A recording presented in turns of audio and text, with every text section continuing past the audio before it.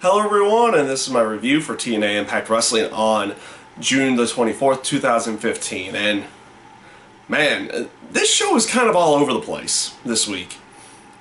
I'm not gonna lie, it was really all over the place because there was points and times where you didn't know whether or not they were trying to promote the Slammiversary pay-per-view that was on that's going to be on Sunday, or if they were trying to promote the Bell to Bell episode of Impact the very next week on Wednesday, because like you had bits and pieces of people talking about Slammiversary, but they were also talking about the next week's show with the World Heavyweight Title match and everything like that.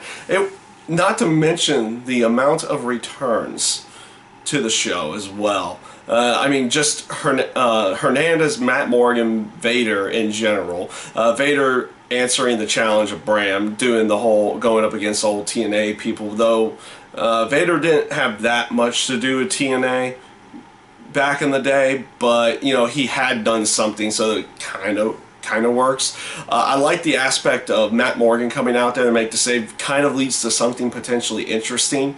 I wish they wouldn't have ended Bram's match in DQ. He really shouldn't be losing those matches quite yet. They should have just put him over in some way, shape, or form at that at that point in time. But I like the whole aspect of Matt Morgan coming out afterwards. You had Hernandez also come out to help the BDC up out against the Rising. They just had literally, it was just like a big brawl started between all three of them, and then Hernandez kind of finishes it off by coming back out there.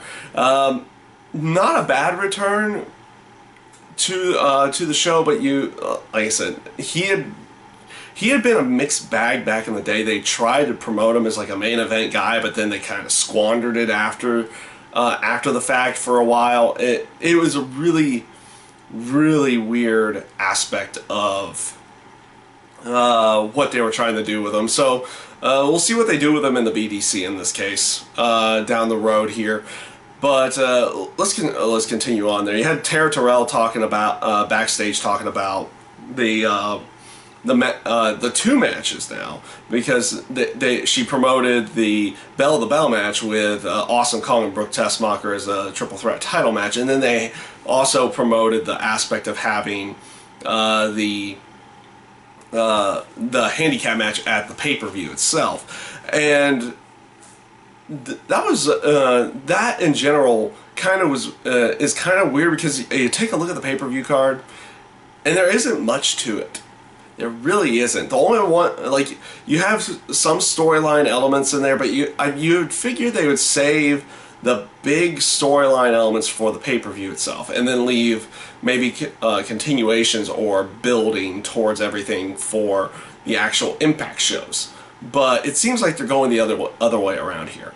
We'll go back on to the whole Tara Terrell dollhouse thing here. The promo, like starting out with her being mad at them, and then the two of them trying to explain what they're going to do to Awesome Kong and Brooke Tessmacher at the pay-per-view, bring it back. You got that whole psychotic feel that they're trying to go for there. It isn't horrible.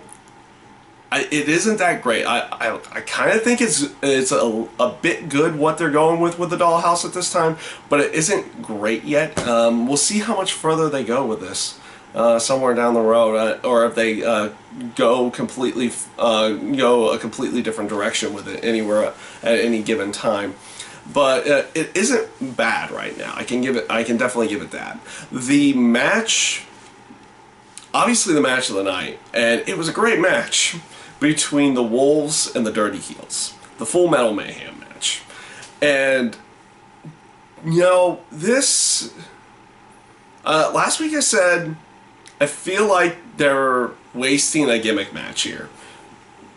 Like in this series of in this series, best of 5 series for the tag titles, they should only really have one gimmick match, but it looks like you're going to get 2 in the end, because though the Full Metal Mayhem match was a great match between the two of them, great way of going, the high spots were really well timed out, the aspects and the tension and the near falls throughout the entire match was great.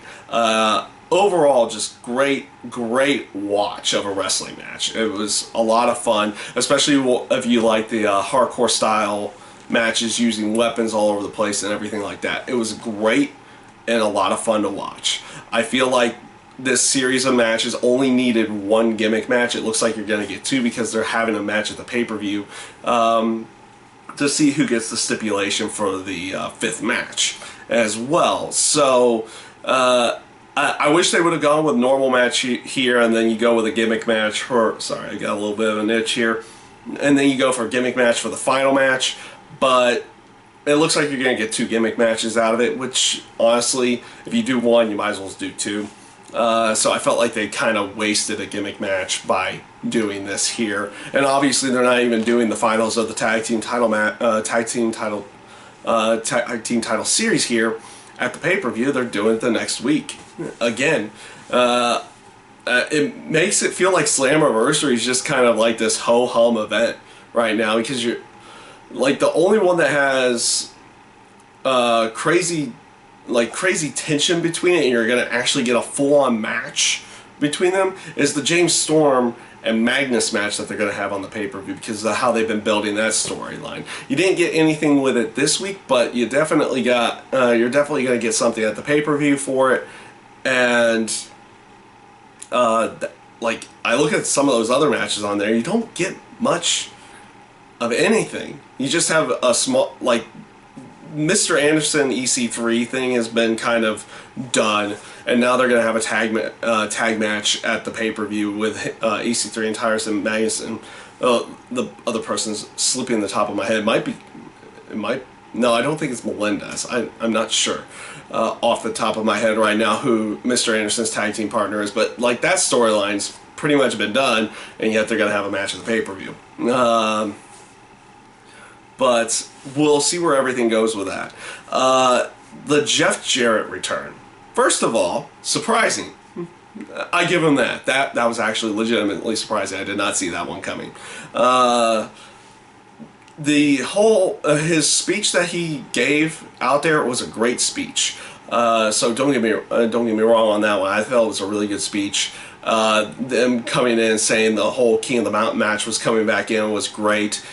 Is a great idea. I've liked the King of the Mountain match in the past. But you look at the people who are going to be inside of it now.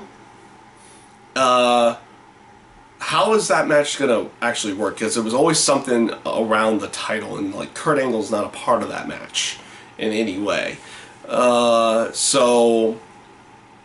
It makes you wonder how they're going to make that match work, if it's going to be for something down the road or something or in something completely different, how they're going to make the King of the Mountain match work, because it's usually always been around the World Heavyweight title, and we'll see how it goes. I mean, it's always been a fun match to work. I liked the promo and speech that Jeff Jarrett gave, and then what Kurt and Angle did as well. They just literally...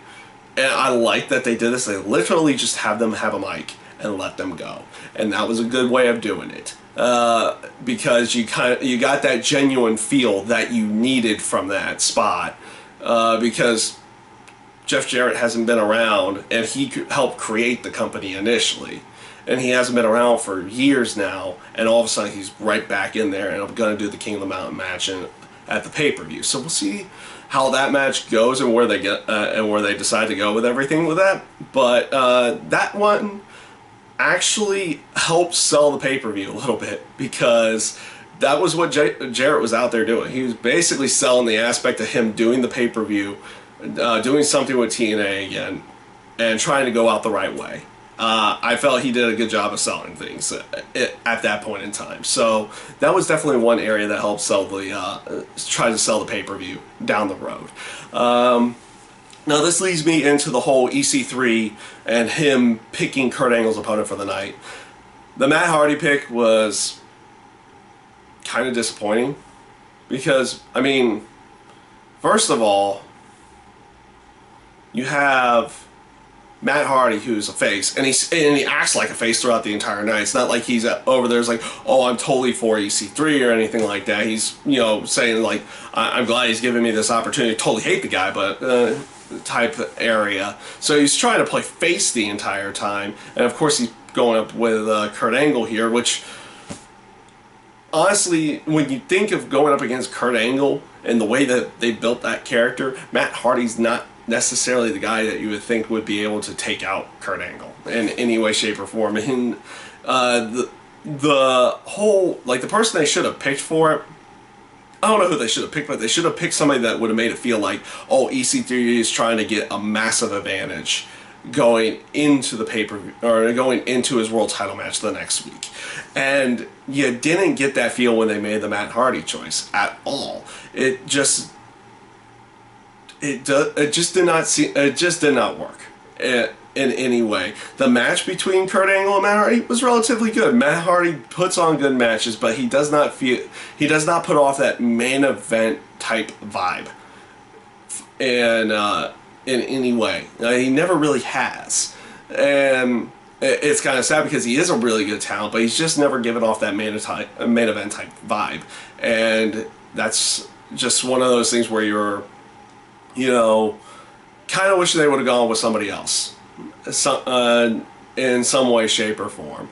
I mean, so that, that is what it was there, and we'll see how the match goes next week with EC3 and Kurt Angle. I'm assuming it's going to be a really good one. I think I've always liked the EC3 character. He definitely gives that vibe of being a heel, and gets very good heel heat throughout the entire night, throughout his entire matches and through his promos. So we'll see how everything goes with that. And overall, like I said, I am completely forgetting about the Eric Young and Chris Melendez match, which was actually relatively good match. They definitely put it over as Melendez is not a good good enough to go up against Eric Young at this time, but it feels like they're going to continue on with this storyline somewhere down the road as well. So we'll see how that one goes with. And like I said, the match came off relatively good. I thought that was a relatively good match there. So overall for this Impact, man, mixed bag.